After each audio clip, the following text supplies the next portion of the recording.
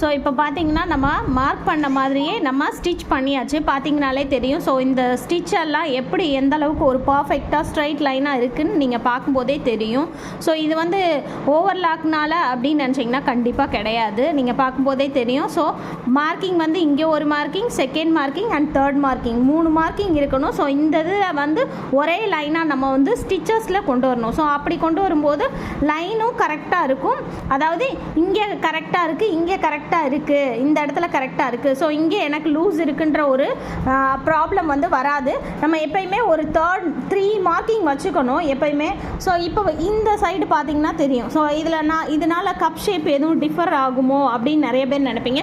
கண்டிப்பாக கிடையாது. So cup அதை வந்து அதே லெவல்லே தான் இருக்கும். அது மாதிரி இந்த இடத்துல டைட்டு ஃபீல் வருமா? கண்டிப்பாக வராது. ஷோல்டர் வந்து நம்மளுக்கு இது வந்து கிராஸ் பீஸ் அப்படின்றனால ரொம்பவே கரெக்டாக தான் வரும். இந்த இடத்துலேருந்து இந்த இடத்துக்கான அதாவது அளவு நம்ம எடுக்கிறோம் பார்த்தீங்களா, இப்படி எடுக்காமல் நம்ம ஸ்டிச் பண்ணாலுமே இந்த இடத்துல உள்ள மார்க்கிங் பண்ணாலுமே இதுக்கான அகலம் வந்து கரெக்டாக பர்ஃபெக்டாக அதே மாதிரியே இருக்கும்.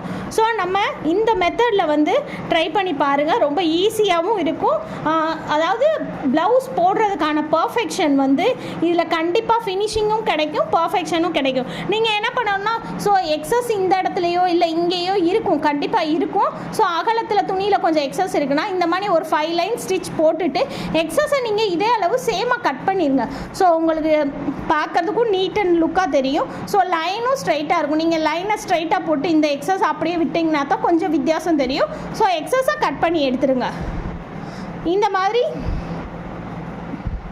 ஃபாலோ பண்ணுங்கள், ரொம்ப ஈஸியாகவும் நீட்டாகவும் இருக்கும். அது மாதிரி இதில் எக்ஸஸ் கிளாத் வந்தால் டாட் போடுங்க, ஒன்றும் பிரச்சனை இல்லை. ஸோ இந்த 4th டாட் வந்து எப்போயுமே கப் ஷேப்பை ரொம்ப பர்ஃபெக்ஷன் தான் காமிக்கும்.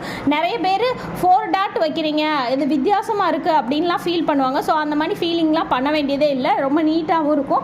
அது மாதிரி தான் இந்த அளவுக்கு இப்போ நான் சொன்னேன் பார்த்தீங்களா, அந்த ஷோல்டரில் கையை ஜாயின் பண்ணும்போது இந்த இடத்துலேருந்து ஜாயின் பண்ணணும்.